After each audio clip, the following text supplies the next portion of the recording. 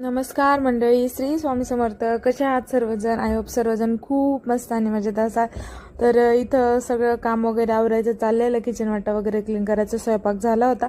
म्हटलं चला आपण तर रोजच आंघोळ करतो, मग एखाद्या टाइम गॅसला बी घालून घ्यावा आंघोळ, कारण खूप असं नाही का गरम होत राहते. मग तिथं थोडंसं असं स्वच्छ वगैरे केलं का थोडंसं बरं वाटतं. मग मस्तपैकी गॅसला आंघोळ वगैरे घालून घेतली.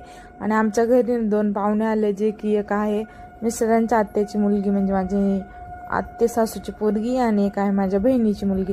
तर त्या 2 छोट्या छोट्या पाहुण्या आलेल्या आहे, त्याच्यामुळे घरामध्ये एकदम असं आनंदाचं वातावरण आहे. त्याच्यानंतर लागलीच इथं मी ना भांडे वगैरे पण घासून घेतले, कपडे वगैरे धुवून घेतले. माझं सगळं काम ऑलमोस्ट संपत आलं होतं, कारण आम्हाला जायचं होतं बाहेर म्हणजे त्यांना घेऊन जायचं होतं थोडंसं फिरायला. त्या भरपूर दिवसानंतर आल्या होत्या. लहान मुलांना कसं घरामध्ये जास्त बसवत नाही, तर मग म्हणलं चला आम्ही चाललो होतो फिरायला, म्हणजे चाललो होतो त्यांना डी-मार्टला घेऊन.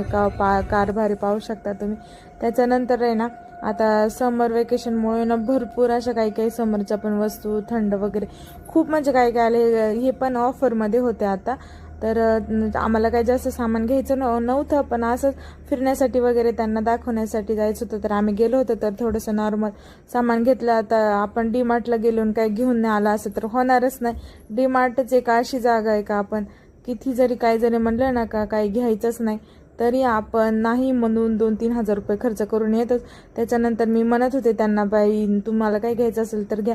त्यांचं चाललेलं फक्त हे बघ ते बघ, घेतलं तर काहीच नाही. आणि मग भरपूर सारं असं खायचं सामान आणलं, आणि जे खरोखर खूप म्हणजे खूप इम्पॉर्टंट वाटत होतं ते आणलं. इथं ते राहतं केसांना लावायचे रबर बँड, ते बघत होतो आम्ही, क्लचर वगैरे. ते पण जास्त काय आवडलं नाही, ते 1-2 आवडलं, ते आणलं आम्ही. नाही तर त्या काउंटरला भरपूर असे ते पाहू शकता तुम्ही, एवढं सामान आणलं होतं, जे की पेप्सी वगैरेच. आता याच्यामुळं गरमीमुळे सगळं खाण्याचं सामान, आता लहान मुलांना आवडती खाण्याचीच राहती.